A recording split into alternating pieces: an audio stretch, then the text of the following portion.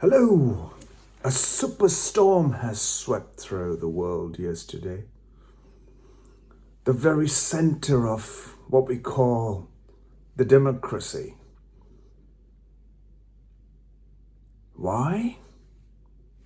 You know what the storm looks like? You know from pictures, you know from seeing it, but you haven't really felt the storm unless you were in the storm. One must never go into a storm. If you are intelligent enough, just imagine all other creatures are sensitive and intelligent enough to avoid the storm and stay away from it and see it from a distance, its power, its force, its destruction, and its devastation. I think just like religion, just like politics, all it's done is created so much destruction along the way. Today, the politics is creating destruction in its path, in its way. And it's vortexing in, it's drawing anything that it's in the way.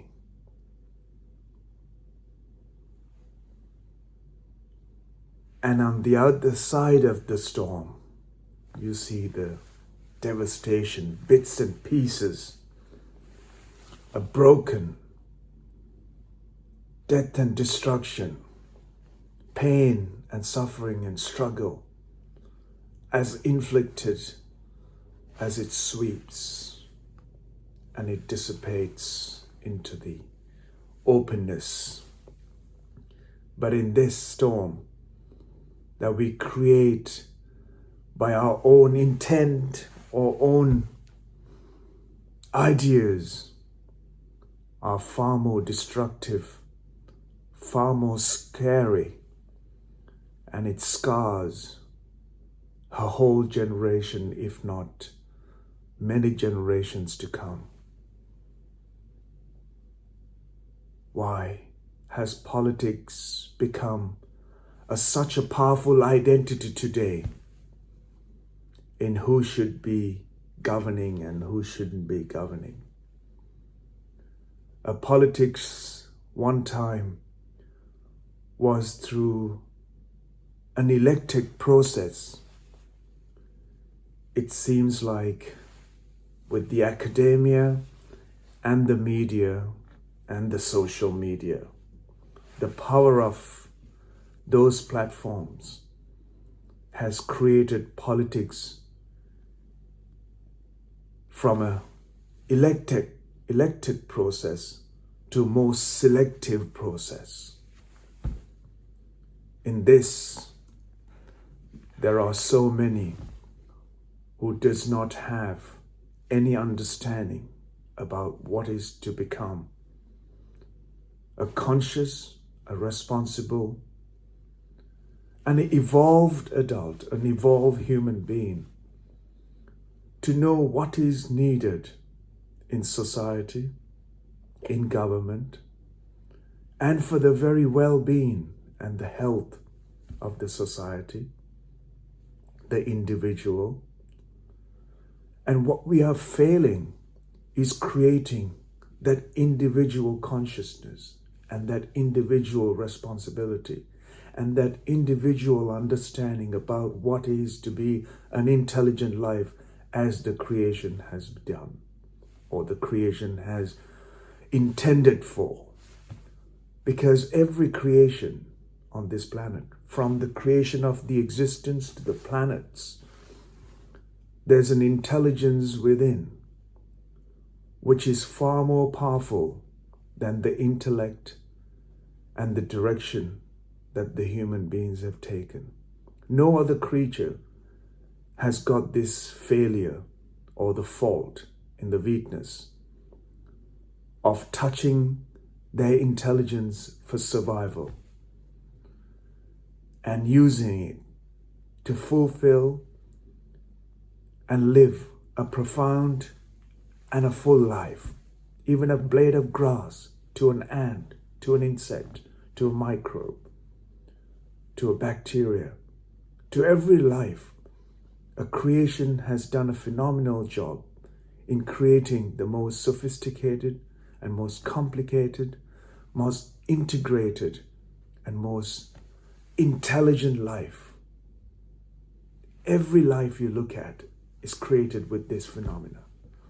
Yet, human beings have become so destructive simply because of limited identity, limited knowledge, limited direction, and limited with their understanding about what is valued in life.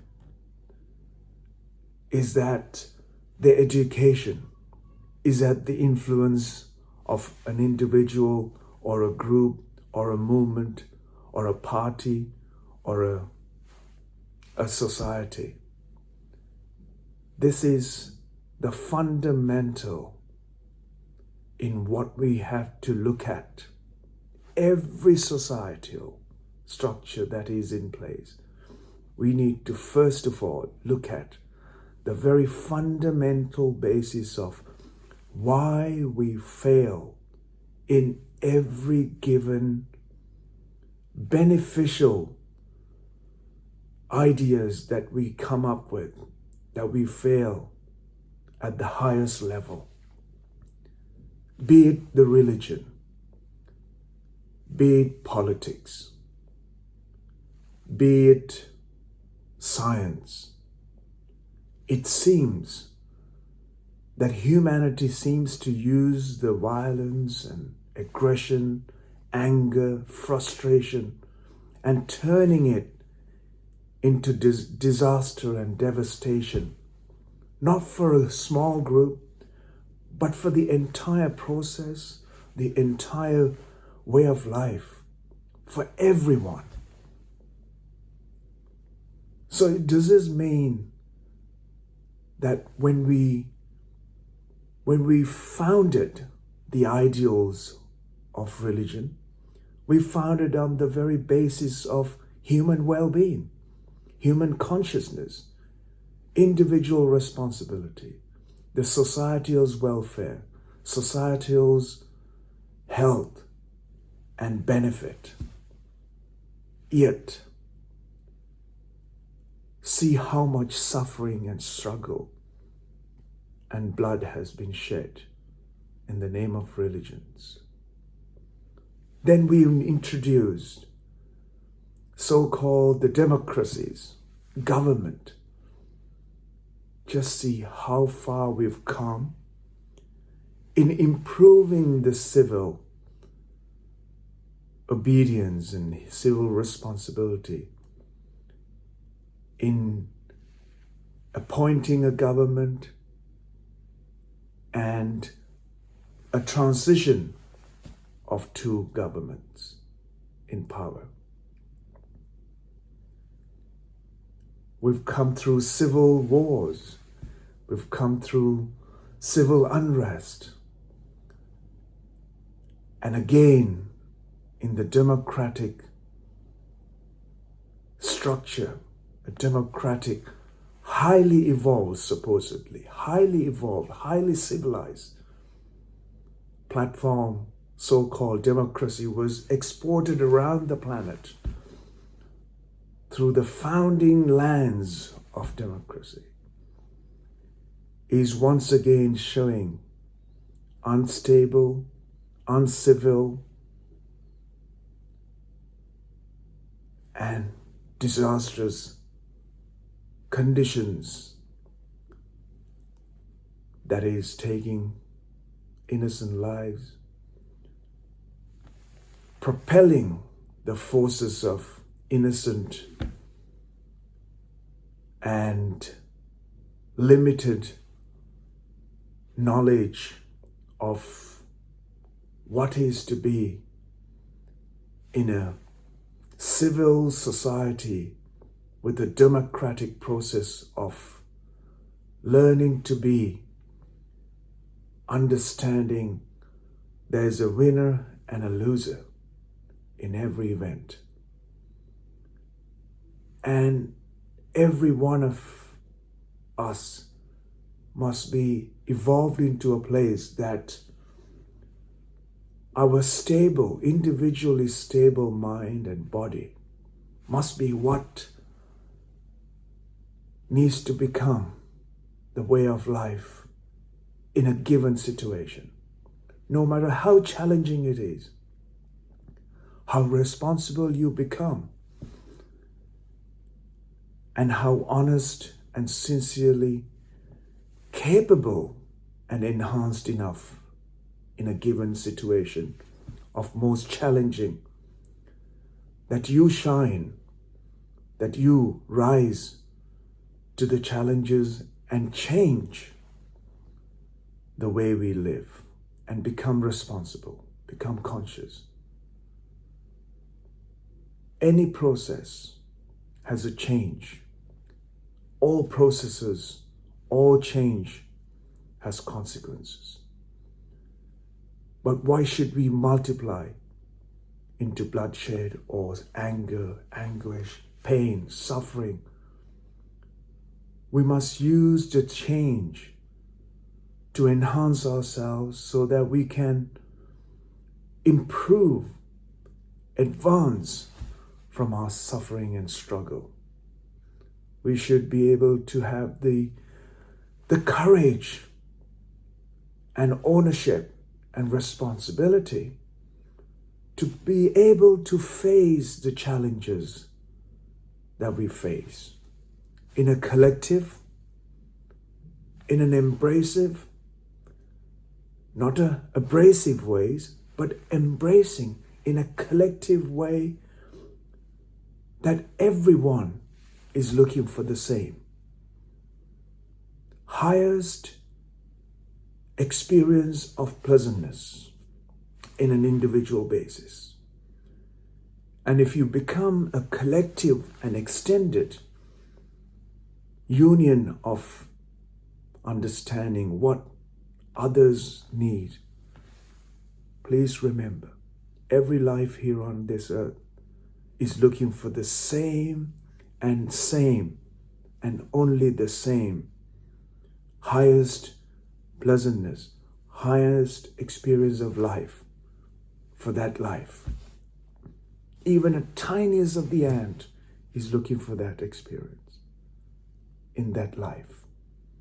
So why, as an evolved creature on this planet, the human beings are failing in this changing and ever-changing situations that we face every day? Without becoming a self-destructive problem, why don't we become a self-constructive solution and become a solution to the change and embrace change as part and the way of life that we all are? An impermanence, which is an ever-changing, ever-evolving, ever-improving way of living. And for this, the fundamental change that we really need in society, in government, in community, in individuals, in education, in politics, in religion, in science, is to create a platform and an ambience of responsibility and consciousness, and making human beings become a solution without creating this division and anger and frustration and suffering and struggling to a single problem we face: the survival. The survival cannot be, it's been cared for through many, many thousands of years of change and improvements to the way of life. Why do we want to go back to a caveman? Even they were living a better and more conscious life in consideration of embracing the environment they lived in those days, thousands of years ago. Why do you want to cripple ourselves, cripple our idea, cripple our possibilities by destroying the well-being and welfare that we have, the comforts and conveniences we've created in our society, in our government, and on this land we call ourselves to be living and sharing and caring, which is the planet? What have we done to the planet? What have we done in the name of religion to life? What have we done in the name of science? We've improved, yet so much has been used for the disadvantage of humanity. Why?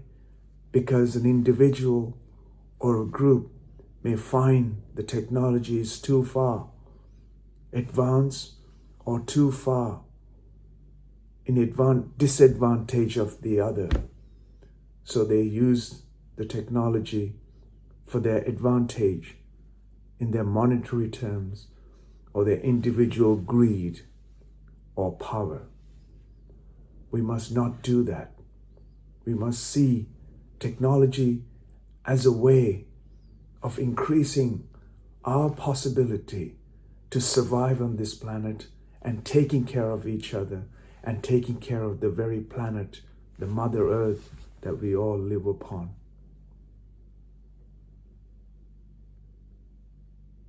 Have I spoken too much about the storm in the greatest nation on the planet? There are no greatest unless we create great individuals on the planet. There are no great economies unless we create an economy that it benefits every human being and the planet and every life that exists here. There are no great powers. There is the power and the force of the nature that is far greater than our idea about great powers. Are we sensitive enough to understand the forces of nature and not create further destruction to this planet in the name of greed, and come together to heal the wounds that we have impacted the planet that I live upon? There are no great political powers or great democracies. There are individual, responsible human beings who then become a collective part of that government or society. Have we created those sincere, honest, great individuals to be part of and to be responsible in what they do and how they serve the humanity of that nation and the greater importance of the well-being and the health of every individual and the planet? What we must do today is going to benefit us, or what we don't do, will it destroy us? Are you responsible, and are you sincere enough and conscious enough to be responsible and accountable for everything you do? Has a profoundness in what you do, so that every life and the planet that we live upon benefits greatly, and we enhance the human experience as one that can benefit every life and every human being that shares and live here on this earth. Are you willing to do this consciously and be responsible of being an evolved and a human being who is genuinely willing to accept the responsibility of being a human being. May your strength be the core of the way you vibrate on this planet in this very temporary time that we have. The time is rolling away for us all. Are you conscious enough and responsible enough to invest your time in the well-being and the health of the individuals and the well-being and the health of the planet that we all live and share? May you be the solution in every problem we face, every challenge that we are thrown at. May you be the solution and the force for change that is beneficial to all.